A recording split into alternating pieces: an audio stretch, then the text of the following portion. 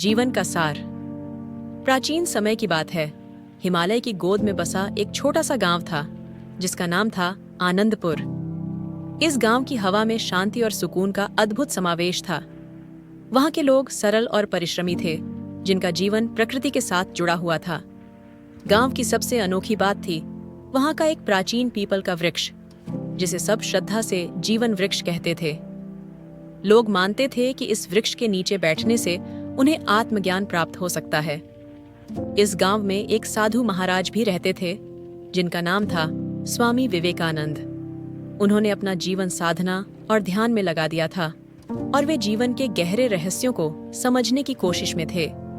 स्वामी विवेकानंद का कहना था कि इस वृक्ष के नीचे बैठने से उन्हें अपनी आत्मा की आवाज सुनाई देती थी और उन्होंने इसी स्थान पर जीवन के सबसे बड़े प्रश्नों के उत्तर खोजे थे। गांव के लोग उनके ज्ञान और साधना का सम्मान करते थे और उनके पास अपने जीवन की समस्याओं के समाधान के लिए आते थे। एक दिन गांव में एक युवा लड़का आया जिसका नाम था अरुण।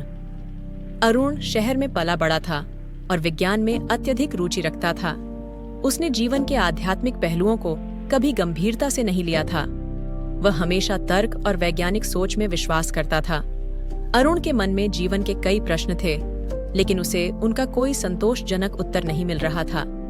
उसने सुना था कि स्वामी विवेकानंद जीवन के गहरे रहस्यों को समझते हैं, इसलिए वह उनसे मिलने के लिए गांव आया।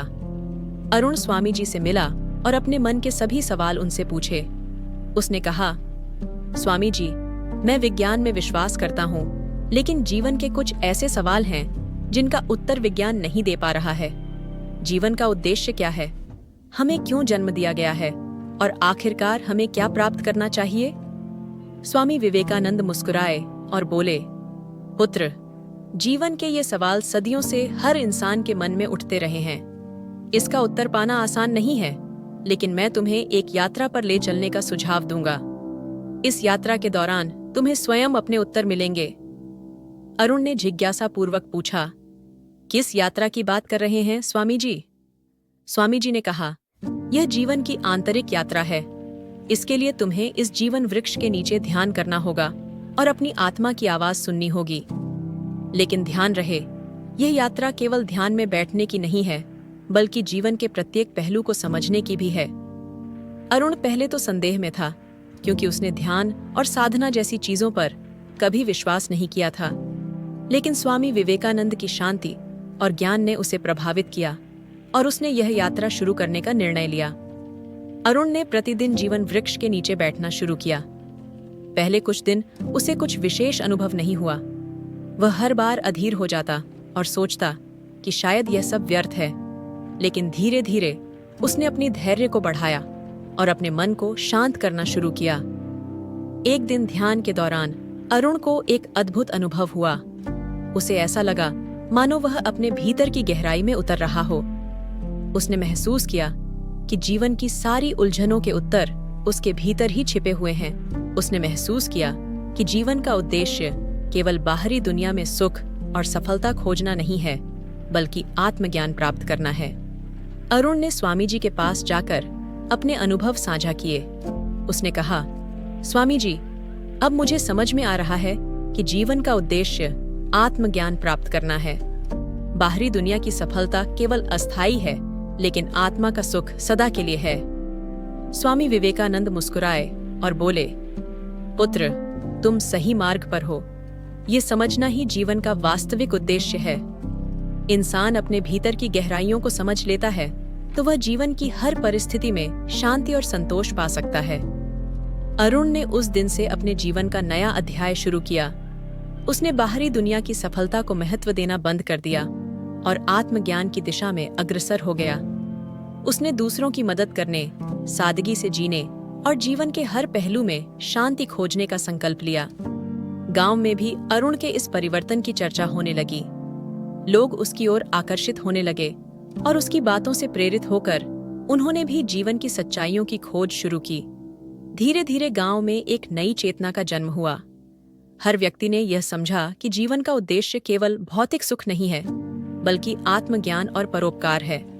समय बीतता गया और अरुण ने स्वामी विवेकानंद की तरह ही जीवन में एक गुरु की भूमिका निभानी शुरू की। उसने गांव में एक छोटी सी पाठशाला खोली, जहां वह बच्चों को न केवल शिक्षा देता, बल्कि उन्हें जीवन के गहरे रहस्यों को समझने की भी प्रेरणा देता। वह उन्हें बताता कि जीवन केवल पढ़ाई, नौकरी और सफलता तक सीमित नहीं है, बल्कि इससे परे भी एक संसार है जो आत्मज्ञान और शांति से भरा हुआ है। गांव के लोग अरुण के इस कार्य से बहुत प्रभावित हुए और उन्होंने उसका आदर करना शुरू किया। अरुण ने अपनी साधना जारी रखी और अपने अनुभवों को लोगों के साथ साझा करता रहा। धीरे धीरे उसका नाम दूर दूर तक फैल गया और दूसरे गांवों से भी लोग उसके पास आने लगे ताकि वे भी आत्मज्ञान प्राप्त कर सकें।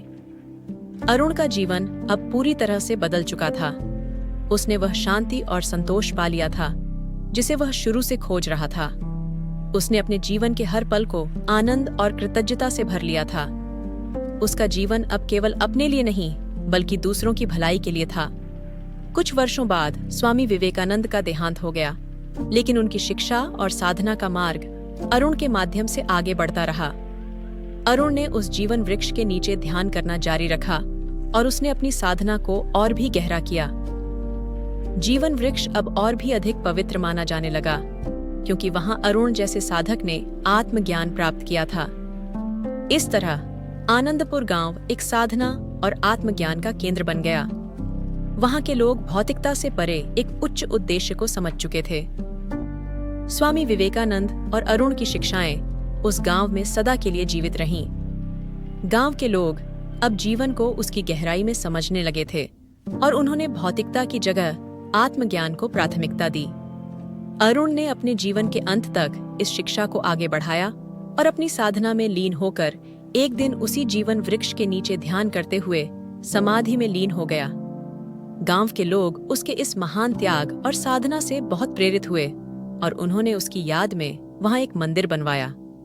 सीख: यह कहानी हमें यह सिखाती है कि जीवन का वास्तविक उद्देश्य केवल भौतिक सुख प्राप्त करना नहीं है, बल्कि आत्मज्ञान प्राप्त करना है। जब हम अपने भीतर की गहराइयों को समझते हैं, तभी हमें सच्ची शांति और संतोष प्राप्त होता है। जीवन की समस्याओं का समाधान बाहरी दुनिया में नहीं, बल्कि हमारे भीतर ही छिपा होता है। थैंक्स फॉर वॉचिंग दोस्तों।